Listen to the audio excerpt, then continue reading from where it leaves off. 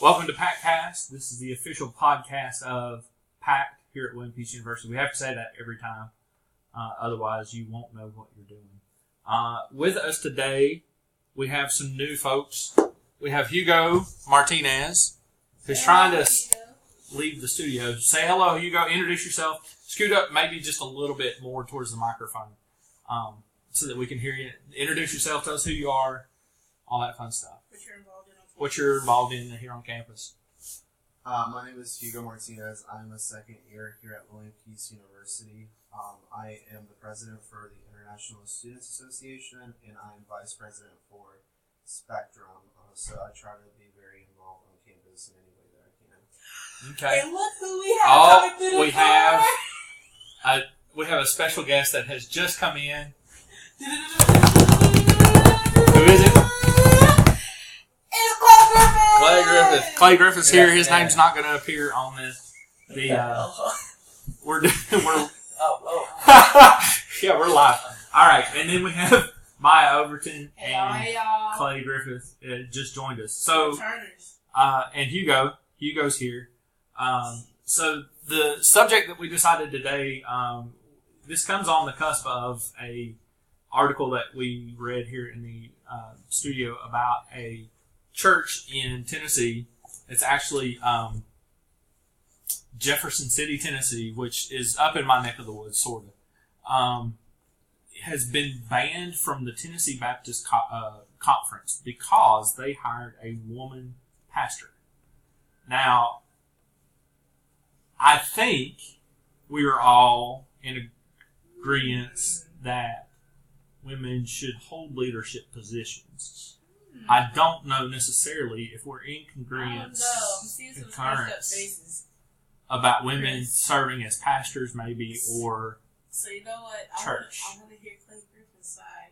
Well, I almost think though we should introduce Hugo as the first speaker and say, just throw your opinion out. That's what we're here for, is opinions. How do you feel about it? What do you think, women as pastors? Do you have a strong opinion about that, or?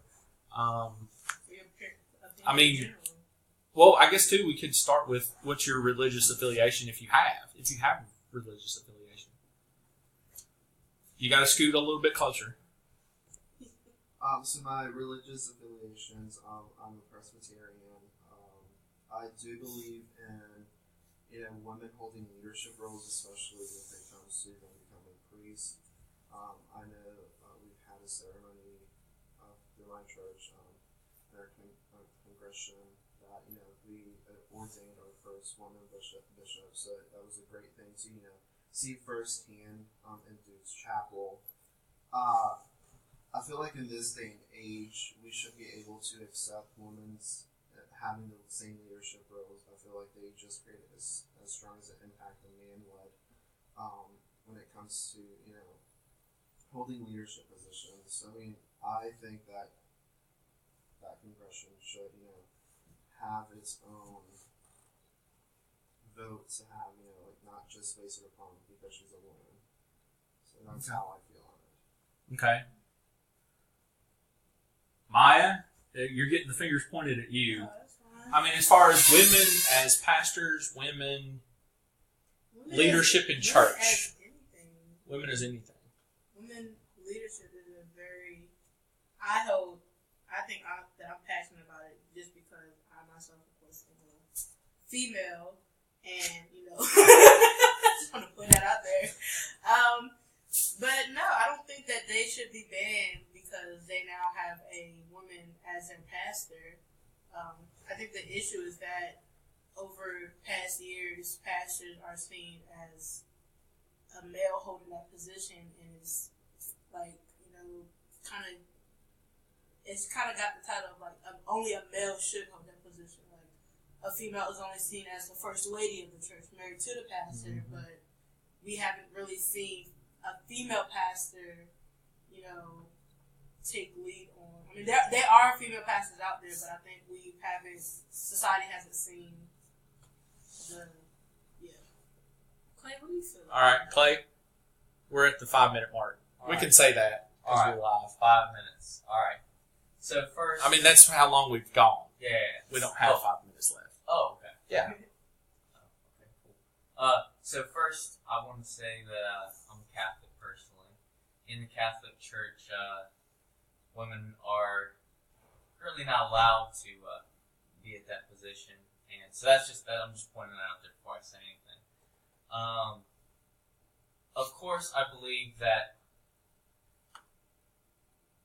Well, let me think about this real quick, because it's definitely a situation where, I was taught one thing in my faith that women can be nuns in the Catholic faith, but women can never be a priest, and that's something that I've struggled with and been confused with.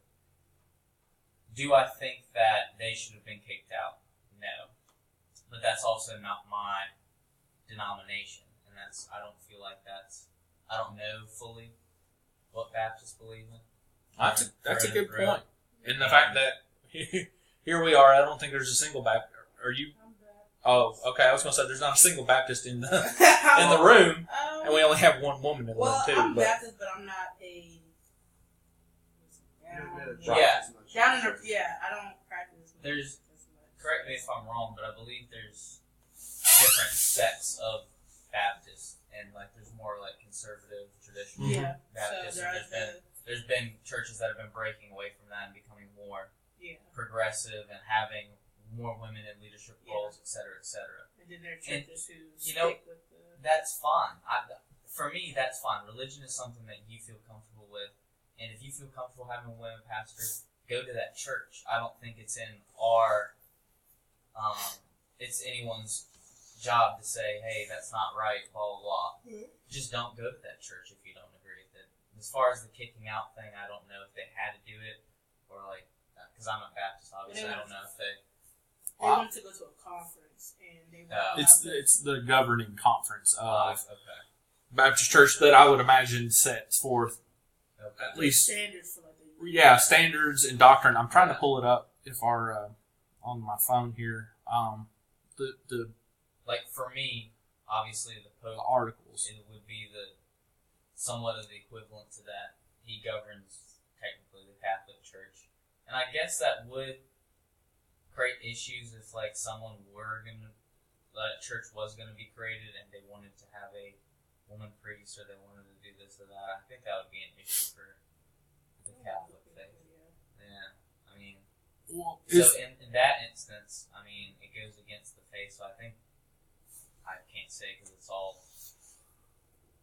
made up scenario right now, but I think they'd be kicked out as well. And I don't know. I mean, that's something to discuss. Is it okay to do that? Is it not? Because it is our faith, and it is something that it's more traditional. In some ways, I shouldn't say backwardness, but the lack of vision. Granted, I'm Methodist, and Methodists have had female pastors for a long time. Yeah. And I just, it's progression. It's just natural progression that women. Why would you say half of a population is not capable of holding a job? Yeah. And we kind of branched out into in prepping for this. We talked about women as president, or women as in large leadership roles. Mm-hmm. And I don't know, would anybody disagree with a woman holding a large? Would we disagree with a woman president? Not at all. No, not at all. Okay, Hugo, you can't just sit over there. Come on now, you got to throw some opinions out here. Can you rephrase your question? Oh, Hugo, come on, dude. No, woman president. What do you think? Do you think that's? If she's qualified, I'm with. That's me. You're with. So you would have been. Oh well, okay. So let's keep the previous Democratic candidate out of the. I'm saying I would be with her. Yeah, you'd be, even if she was. Even if it was or wasn't Hillary. No. Well, what about if she was a Republican? I assume that you're on the Democratic side of things, but if she was a Republican, would you vote for her then?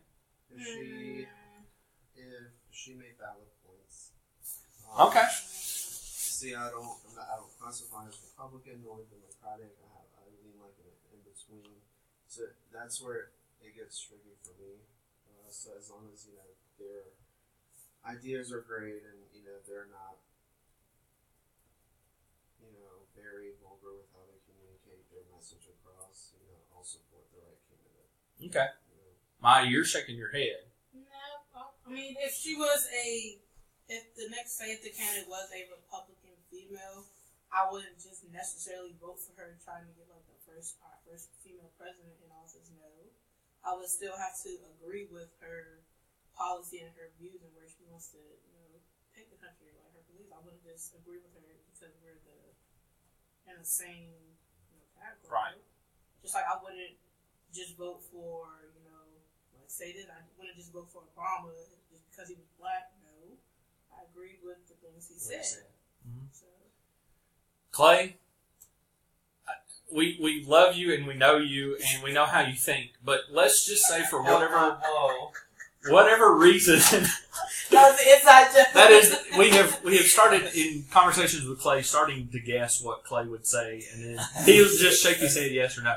But let's just say for whatever, somehow or another, an independent candidate. Let's go, because I don't think you'd ever say a Democrat. But let's say an independent candidate comes along and she says all the things that you want to hear.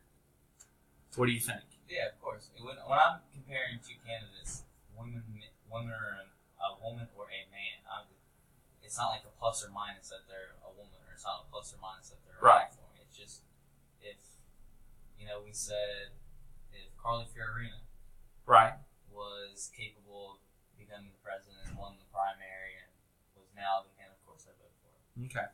But I didn't think she was a better candidate than any of the other ones that I voted for in the primaries. But if the woman outweighs the man, which sometimes they do, candidate-wise, then I would obviously vote for her.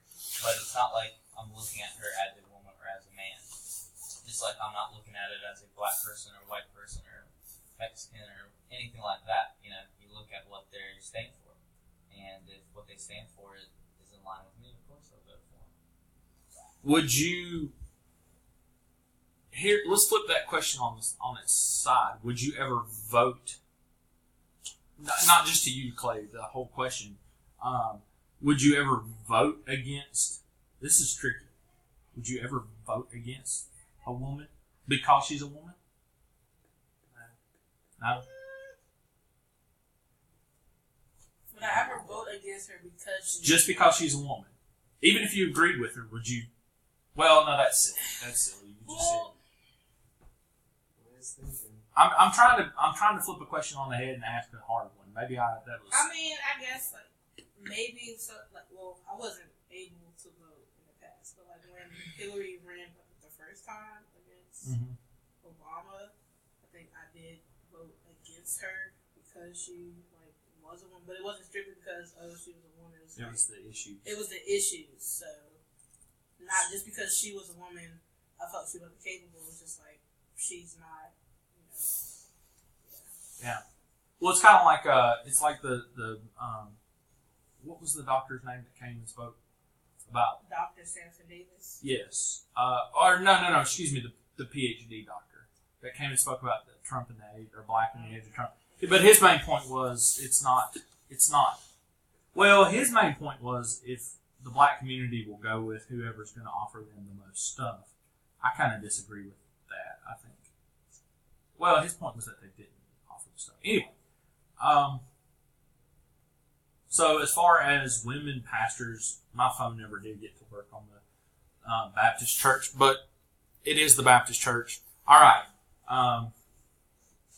That is the hold up here. So we've got 30 seconds. Hugo, any final thoughts? No, thank you so much for having me, Chris. Absolutely, Hugo. We're glad you're here. Clay Griffith, any final thoughts?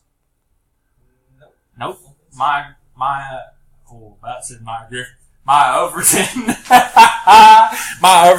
Plot twist there, baby. Any final thoughts? No. Pray for Chris. All right. Yeah. So that's our podcast. If I'm not here next week, you know why.